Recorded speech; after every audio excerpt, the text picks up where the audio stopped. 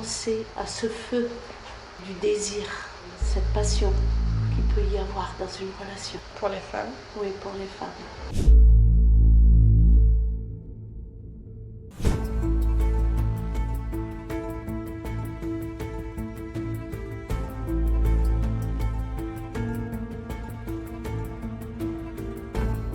J'ai envoyé un mail en disant « Bonjour, je m'appelle Marie », c'était mon pseudo.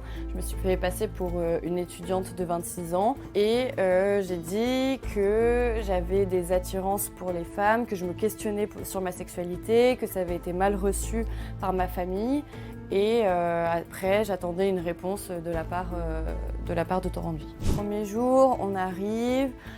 On va discuter tous ensemble, on va prendre un apéro et puis dès le soir, on va avoir un premier renseignement où là, on va commencer à nous plonger dans le monde de Dieu. Donc là, c'est vraiment le moment où on doit se reconnecter avec Jésus et voir là où ça peut manquer. Il faut vraiment croire et tout remettre à Jésus. Déjà, dès le premier soir, on est conditionné à ça. Le noir, c'est le temple en arc-en-ciel. C'est pas l'arc-en-ciel GTT. J'ai reçu aussi que Dieu te donnait une nouvelle virginité. Et en plus, je t'appelle Marie. Marie. Après, dès le lendemain, donc c'est un planning qui est ultra millimétré. Entre 8h et 22h, c'est millimétré au quart d'heure près. Donc d'abord, il y a des louanges. Ensuite, on a des enseignements. Et après, on a des groupes de parole. Ça, 2 fois dans la journée, à chaque fois. Je suis arrivée avec dépendance émotionnelle envers les femmes.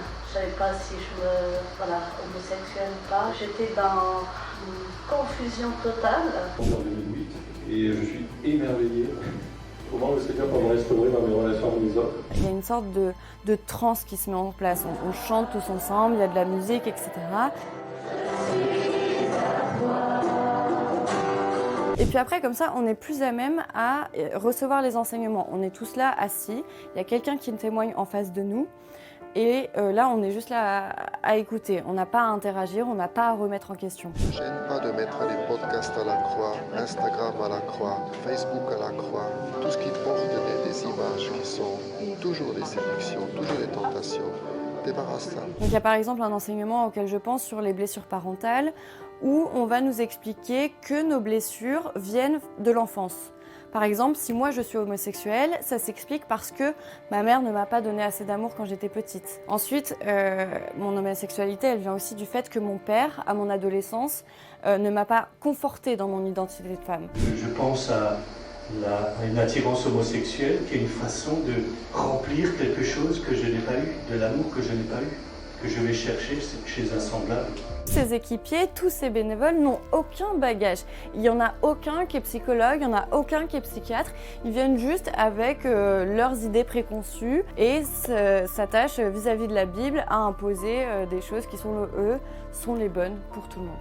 On te donne, on te détruit, parce qu'on détruit tout ce qu'il y a dans ton cerveau, de ce que toi tu avais comme idée préconçue. Et ensuite, on te reconstruit avec leurs idées à eux, qui sont, selon eux, soutenues par la Bible. C'est une formatage, c'est du matraquage. Clairement, ce que j'ai payé, c'est 400 €. Et tout ce que j'ai payé, c'est pour du vent. On nous vend du discours, c'est tout ce qu'il y a. Ils continuent pour pousser vers la chasteté, l'abstinence, ou encore même vers l'hétérosexualité.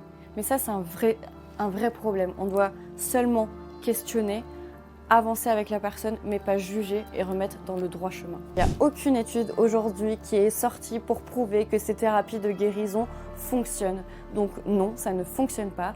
Personne ne l'a jamais prouvé. On parle de miracles dans ces thérapies, mais rien n'a jamais été prouvé.